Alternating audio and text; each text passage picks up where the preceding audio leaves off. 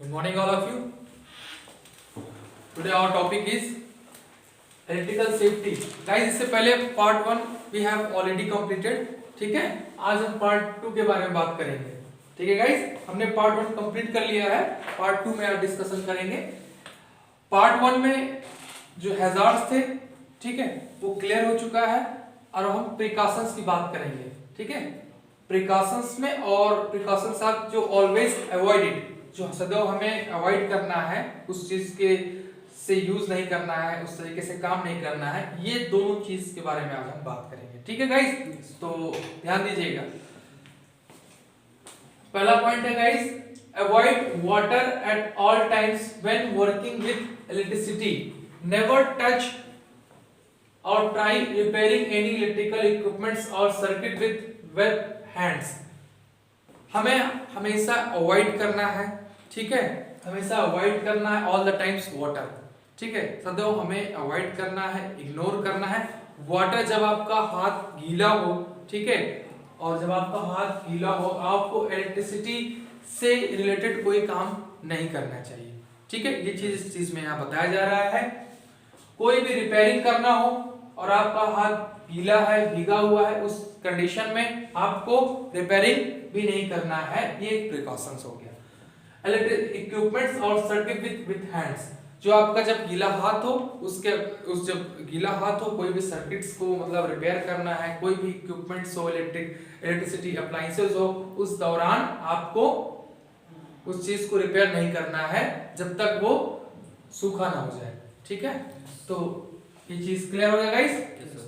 दूसरा है never use equipments with fried cords, damage and insulation और ब्रोकन प्लग्स.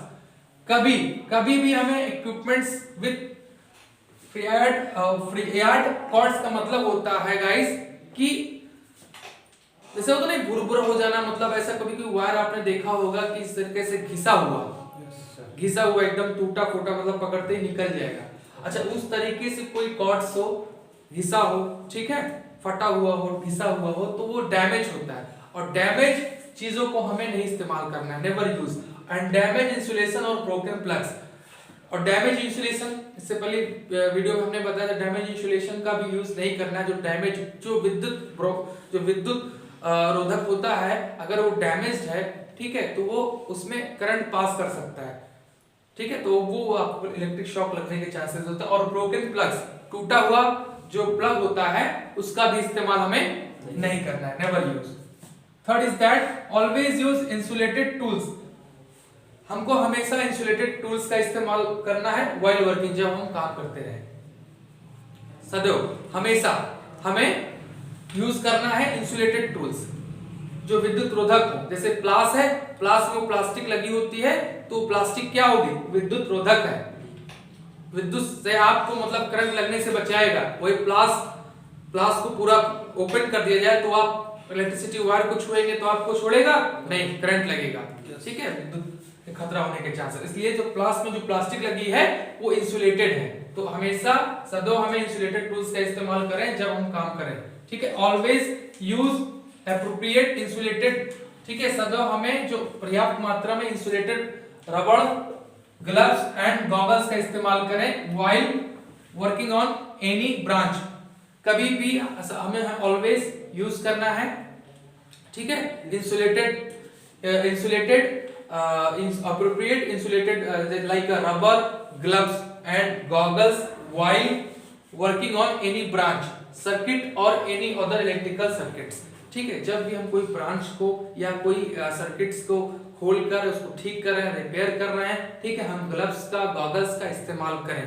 ठीक है, कोई ब्रांच को खोल रहे हैं, ठीक है, मतलब बड़ा कोई इक्विपमेंट अप्लायंसेस है, ब्रांचेस उसमें पूरा सर्किट्स की लगी हुई हैं, तो उस सिचुएशन में हम ग्लव्स का और रबड़ का और ऐसे इंसुलेटेड टूल्स का इस्तेमाल करें जो हमें विद्युत से बचाए, जो इलेक्ट्रिक शॉक से बचाए, बर्न से बचाए, सेफ रखे. ठीक है guys, got it. Five is that know the wire code of your country. अपने कंट्री का कोड जानिए. ठीक है, क्या कोड है आपके वायर के, आपके कंट्री में किस वायर का क्या क्या कोड होता है, ये भी जानना जरूरी होता है. उसके अकॉर्डिंग काम करेंगे तो आप इलेक्ट्रिक शॉक से, स्पार्क से, ठीक है, ये सब सारी चीजों से जो है शॉर्ट सर्किट से, ये सब चीजों से बचने का मौका मिलेगा. ठीक है, बच सकता है इंसान. तो ये always no. that the country of God. And always avoid it. Always avoid it का मतलब गाइस ये होता है हमें सदैव हमेशा हमें इस चीज को अवॉइड करना है कि ये चीज इन जो चीजें हमने साथ लिखा है we have written 7 points which is very important and we have to always avoid it. हमें ऑलवेज हमेशा जो है इसको अवॉइड करना है. क्या चीजें हैं गाइस?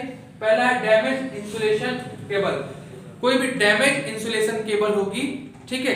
अब केबल है उस पे कोई इंसुलेशन नहीं है, डैमेज है, टूटी है, तो जाहिर सी बात है वो करंट फ्लो करेगा, उसको हमें अवॉइड करना है. ठीक है. Second is that exposed electrical parts. कभी कभी क्या होता है कोई पार्ट्स रहता ना, सपोज दैट ये इलेक्ट्रिकल पार्ट्स है, अब यहाँ पे ये गैप है, अब यहाँ से ऐसे वायर सारे लगे हुए हैं, ठीक.